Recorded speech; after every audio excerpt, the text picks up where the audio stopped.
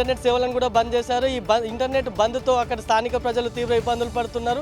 మరోవైపు ఈరోజు సికింద్రాబాద్లో బంద్ కొనసాగుతుంది. అమ్మవారి విగ్రహాన్ని ధ్వంసానికి వ్యతిరేకంగా ఇవాళ స్థానికులు బంద్ కొనసాగిస్తున్నారు. ఈ బంద్ నేపథ్యంలో అటు షాపులు కానీ వ్యాపార సంస్థలు అన్ని మూతపడ్డాయి. ఇక ఆలయ విగ్రహాన్ని ధ్వంసం చేసినటువంటి వ్యక్తిని ఇప్పటికే పోలీసులు గుర్తించారు. అతను ముంబైకి చెందిన సల్మాన్ సలీంగా పోలీసులు గుర్తించారు.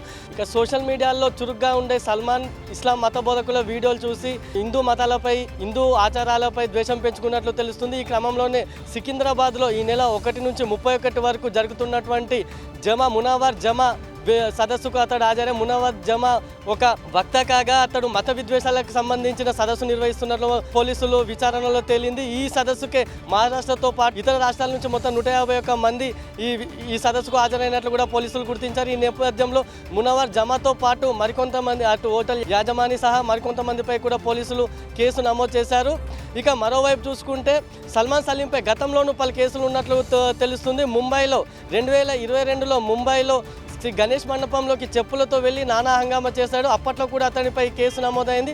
అంతేకాకుండా ఈ ఏడాది జనవరిలోనూ అతడు ఆలయంలో శంకరుడి విగ్రహం ధ్వంసం చేసేందుకు ప్రయత్నించాడు. దీంతో అక్కడ కూడా అతడిపై పోలీస్ కేసు నమోదైంది. ఈ క్రమంలో అటు నిందితుడిని కఠినంగా శిక్షించాలంటే ఈరోజు హిందూ సంఘాలు చేపట్టిన